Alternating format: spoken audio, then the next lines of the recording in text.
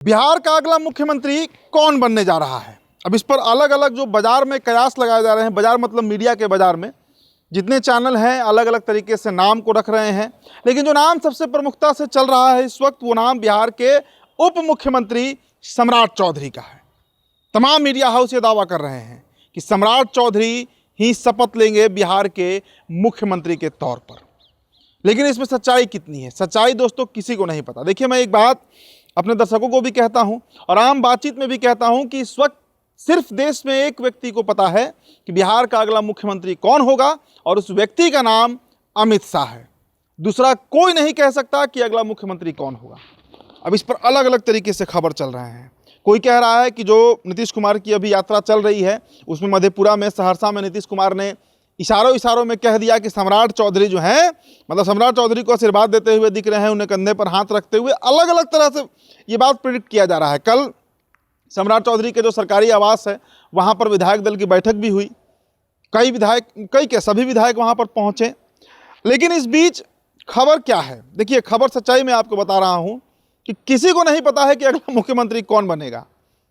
Only prediction can be done, सिर्फ कयास ही लगाए जा सकते हैं, तुक्का मारा जा सकता है। तुक्का समझते हैं ना, अगर अभी अभ्यर्थी होंगे, एग्जाम दिए होंगे तो वहाँ तुक्का मारे। इसका जवाब नहीं पता तो क्या करता है इंसान, option A B C D है, कुछ समझ में नहीं आ रहा है तो कोई एक तुक्का मार दो, वही तुक्का लगाया जा रहा है।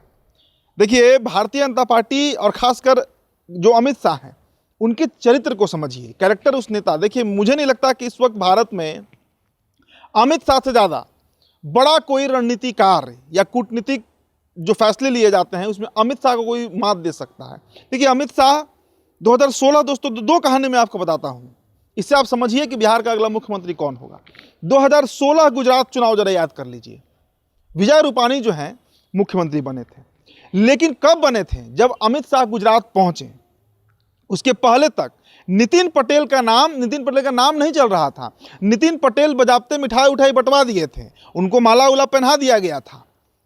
और पटेल समुदाय वहाँ का कितना बड़ा समुदाय है, गुजरात का सबसे अधिक जमीन, मतलब सबसे वर्चस्व वाला समुदाय अगर गुजरात में कोई एक समुदाय है तो वो पटेल समुदाय है। उसी समुदाय से नितिन पटेल आते थे। जो गुजरात की पूर्व सीएम थी उनका पूरा समर्थन था। नितिन पटेल सरकार में स्वास्थ्य मंत्री थे और चुनाव के परिणाम के बाद उनके नाम पर मुहर लग गया था। लेकिन अमित शाह पहुँचते हैं सुबह सुबह और अचानक ऐलान होता है कि विजय रूपाणी, और विजय रूपाणी के बारे में जान लीजिए, वो जैन समुदाय से आते हैं, अल्पसंख्यक, जिनकी संख्या नगण्य है भारत में, गुजरात में भी बहुत कम, मतलब माइनॉरिटी है। उनको बना दिया गया मुख्यमंत्री। उत्तर प्रदेश आप पकड़ लीजिए, मनोज सिन्हा जाकर वाराणसी में, बनारस में बाबा विश्वनाथ को जरूर चढ़ा दिए थे, अगर आपको याद होगा। तय था कि वो सीएम बनेंगे। उनके बारे में जो समय खबर थी कि लगभग तय हो गया था, लेकिन हुआ क्या, अचानक से योगी आदित्यनाथ को गद्दी पर बैठा दिया गया, उनकी ताजपोशी कर दी गई। तो दोस्तों, ये अमित शाह हैं, ये अमित शाह हैं। और जो लोग भी कयास लगा रहे हैं कि सम्राट चौधरी, देखिए सम्राट चौधरी के बारे में कुछ जो ड्रॉबैक है पहले आप वो पकड़ लीजिए कि वो मुख्यमंत्री क्यों नहीं बनेंगे। मुख्यमंत्री बनेंगे इसके तो सैकड़ों तर्क आपको दे दिए गए होंगे। क्या तर्क दिया गया है, अति पिछड़ा वोट को साधना है, नीतीश का आशीर्वाद प्राप्त है, लवकुश समीकरण को बांधे रखना है एनडीए के साथ, इस तरह के कई तर्क आपको दिए गए होंगे। लेकिन अब उनके खिलाफ जो पहले तर्क जाता है उस पर कोई चर्चा नहीं कर रहा है, उस पर हम चर्चा कर लेते हैं। जब नैरेटिव ही बन रहा है, नैरेटिव ही बनाया जा रहा है बिहार में, जो बड़े बड़े पत्रकार बैठे हुए हैं यहाँ डिजिटल मीडिया में, वो सिर्फ नैरेटिव गढ़ रहे हैं सम्राट चौधरी के पक्ष में। पहला दो चीज़ दोस्तों कि सम्राट चौधरी जो अभी चुनाव लड़ रहे थे और इन पर जिस तरह का आरोप प्रशांत किशोर ने लगाया, आपको याद होगा, उम्र का घोटाला कर बैठे हैं, 10 साल के इनका उम्र का घोटाला है। शिल्पी गौतम हत्याकांड में इनका नाम आया, अब क्या मामला है नहीं पता, लेकिन प्रशांत किशोर ने जिस तरीके से उसको पेश किया, फजीहत तो हुई।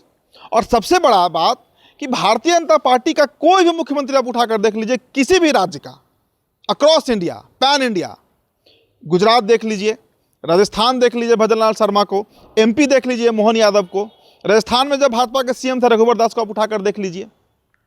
आप कोई भी स्टेट, अभी देखिए उत्तराखंड में जो पुष्कर साहब हैं, हारे हुए प्रत्याशी को मुख्यमंत्री बनाया गया। सबका जो बैकग्राउंड है दोस्तों वो संघ या एबीवीपी का बैकग्राउंड है।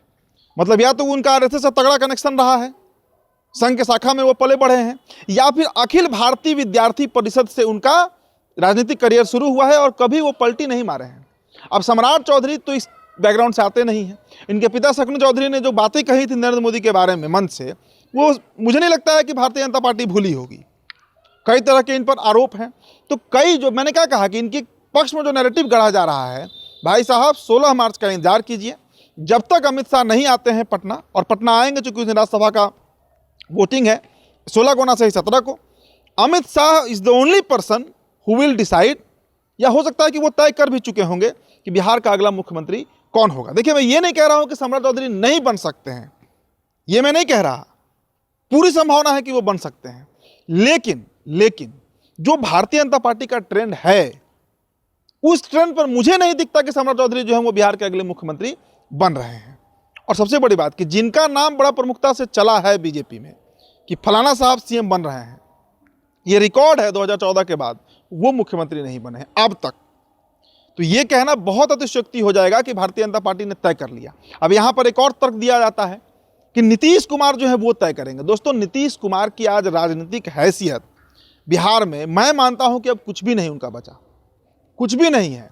वो अब जाएंगे राज्यसभा, हो सकता है कि उनको उससे बड़ा पद मिल जाए, उपराष्ट्रपति बन जाए, ये हो सकता है। लेकिन बिहार में जो फैसला लेना है वो सिर्फ और सिर्फ अमित शाह ही वो व्यक्ति हैं जो फैसला आप लेंगे, और इसमें कहीं कोई इफ बट नहीं है, कहीं कोई इसमें इफ बट नहीं है। नीतीश कुमार का अगर चलता तो नीतीश कुमार इस वक्त इस्तीफा नहीं देते। नीतीश कुमार के बारे में 10 सालों से दोस्तों मैं भी पत्रकारिता कर रहा हूँ। 2016 से नीतीश कुमार को हम लोग देख रहे हैं, नज़दीक से देख रहे हैं, हर एक उनका स्टोरी कवर करते हैं। नीतीश पीछे हटने वाले नेता हैं ही नहीं। अगर वो पीछे हटे हैं इसका मतलब उन्होंने सरेंडर कर दिया है, और जो नेता सरेंडर कर दिया उसकी अब बिहार में नहीं चलेगी। अब देखिए, बिहार में मैंने लगातार स्टोरी चलाया कि सीमांचल टूटेगा, ये तय मानकर चलिए कि सीमांचल टूटना है, बंगाल भी टूटेगा। अभी अता हसनैन साहब को लाया गया यहाँ राज्यपाल के लिए, जिन्होंने अपना पदभार संभाल लिया। एन रवि को भेजा गया, पूर्व आईबी अधिकारी रहे हैं, अजीत डोभाल की टीम में काम किए हैं, उनको बंगाल का राज्यपाल बनाया गया। तो मेरा जो अपना अनुमान है, हो सकता है कि मैं गलत हूं, लेकिन मेरा जो अपना अनुमान है, या तो बिहार में राष्ट्रपति शासन लगेगा, और अगर मुख्यमंत्री भारतीय जनता पार्टी बनाती है दोस्तों, तो बहुत ही कुशल नेतृत्व के हाथ में बिहार जाएगा। इतना कुशल नेतृत्व जो अगर यहाँ पर सीए एनआरसी का मसला हो तो उसे टैकल कर सके। सम्राट चौधरी की ना प्रशासनिक पकड़ है, मतलब सम्राट चौधरी वो नेता नहीं है दोस्तों। हमारी भी बातचीत होती है कई लोगों से, बड़े बड़े ब्यूरोक्रेट जो हैं, उनका जो कहना है मैं आपको वो बता रहा हूँ कि सम्राट, देखिए नीतीश कुमार का तो पहले एक ऑरा था। नीतीश को पता होता था कि किस अधिकारी को कहाँ लगाकर काम करवा लेना है, वो उसका दशांश भी सम्राट चौधरी में नहीं है। भाई सम्राट चौधरी को तो नित्यानंद राय ने नेता बना दिया, ये सच्चाई है। नित्यानंद राय अगर नहीं होते, चूंकि नित्यानंद राय के समय ही उपाध्यक्ष थे पार्टी के, और तब से इनको भारतीय जनता पार्टी ने प्रमोट करके नेता बना दिया। और कितना कुशवाहा वोट ट्रांसफर करा पाए 2024 का लोकसभा चुनाव हम लोग देख ही लिए, 25 में भी कितना बड़ा फैक्टर बने ये भी हमने देख लिया। तो मेरा जो अपना अनुमान है कि Samrat is not going to be the next CM of Bihar. Bharatiya Janata party ऐसा करेगी नहीं। मैं ये नहीं कह रहा हूं कि नहीं बन सकते हैं, वो बन भी सकते हैं। संभावनाएं कम मुझे दिख रही हैं कि सम्राट जो है वो सीएम बनेंगे। हो सकता है पिछड़े समाज का कोई नेता बने, हो सकता है कि अनुसूचित जाति से कोई नेता आ जाए, हो सकता है सवर्ण समाज का बन जाए, हो सकता है कि अगर कोयरी जाति से ही बनाना हो तो कोई और नेता हो। भाई भारतीय जनता पार्टी के पास कैडर की कमी नहीं है, एक से एक बड़े तिस्मार बैठे हुए हैं, तिस्मार खान भारतीय जनता पार्टी में। तो ये जो एक नैरेटिव गढ़ा जा रहा है कि सम्राट चौधरी का नाम तय हो गया, मुहर लग गया, नीतीश का आशीर्वाद मिल गया, दोस्तों नीतीश कुमार का आशीर्वाद से अमित शाह को कोई लेना देना नहीं है। Bihar is in the hand of Amit Shah, and Amit Shah is the only person who is going to decide कि who will be the next CM. सिर्फ अमित शाह वो व्यक्ति हैं, मैं दावे के साथ डंके की चोट पर कह रहा हूं, जो तय करेगा कि बिहार का अगला मुख्यमंत्री कौन होगा। इसका मैंने कई उदाहरण आपको दिया। एक और यहां पर आप फैक्टर समझ लीजिए, भारतीय जनता पार्टी का जो ट्रेंड रहा है, आदिवासी स्टेट झारखंड में गैर आदिवासी को बैठाना, जाट डोमिनेटिंग स्टेट हरियाणा में गैर जाट को बैठाना, मराठी पॉलिटिक्स जहां डोमिनेंट थी वहां एक ब्राह्मण को बैठाना, राजपूत पॉलिटिक्स जहां डोमिनेंट थी राजस्थान वहां पर एक ब्राह्मण को बैठाना, एमपी देखिए जहां पर सवर्ण क्लास का पॉलिटिक्स हावी रहा है, वहां पर एक ओबीसी को बैठा देना मोहन यादव के रूप में। तो क्या लगता है, आप यूपी देख लीजिए, समाजवाद की राजनीति हावी थी, वहां पर एक ठाकुर को बैठा दिया गया। तो आपको क्या लगता है, क्योंकि भारतीय जनता पार्टी ने येदियुरप्पा और वसुंधरा राजे के मार्फत जो रिवोल्ट हुआ राजस्थान में, जिस तरीके से वसुंधरा राजे अपनी ही पार्टी के खिलाफत में आ गई और येदियुरप्पा ने जो भारतीय जनता पार्टी को सबक सिखाया, ये आप तय मानकर चलिए कि कोई भी वैसा नेता को भारतीय जनता पार्टी सीएम नहीं बनाएगी जिसका जनाधार खड़ा हो जाए और वो दिल्ली को चैलेंज करने लगे। ये नहीं हो सकता है। अगर सम्राट चौधरी बनते हैं तो उनके पीछे लवकुश समीकरण फिर बन जाएगा, फिर वही समीकरण होगा जो नीतीश कुमार के समय होता था, और ये अब अमित शाह होने नहीं देंगे। आप टैक्टिक, मैंने क्या कहा कि आपको नेता को समझना है कि वो आगे क्या करेगा, तो उसके इतिहास को उठाकर देखिए। आप भारतीय जनता पार्टी का देख लीजिए कि अमित शाह कैसे कैसे फैसले लेते रह गए हैं हर एक स्टेट में। Assam is an exception. Assam एक अपवाद राज्य है, क्योंकि वहां पर भारतीय जनता पार्टी चुनाव जीती, तो उसके पीछे एक बहुत बड़ा कारण हेमंत बिश्व शर्मा खुद रहे। यही कारण था कि वहां पर सीधा उन्हें गद्दी ताजपोशी किया गया, कहीं कोई इबट नहीं था। तो बहुत जल्दबाजी हो रहा है ये कहने में कि सम्राट ही चेहरा है, सम्राट के नाम पर मुहर लग गया, सम्राट ही शपथ लेंगे। विजय रूपानी भी, नितिन पटेल भी गुजरात में इसी तरीके से थे, मनोज सिन्हा भी इसी तरह उत्तर प्रदेश में थे। हर राज्य में इस तरह का उदाहरण है जहां चर्चा किसी और का और गद्दी किसी और का हो जाता है। तो ये सवाल अभी भी बना हुआ है। वेट एंड वॉच, इंतजार कीजिए, धैर्य रखिए, क्योंकि बिहार को एक बहुत तगड़ा मुख्यमंत्री अमित शाह देने जा रहे हैं। फिलहाल दोस्तों इस रिपोर्ट में इतना ही। मेरा नाम उदित तारण है, बैठा पर वीडियो आप देख रहे थे। बहुत बहुत शुक्रिया।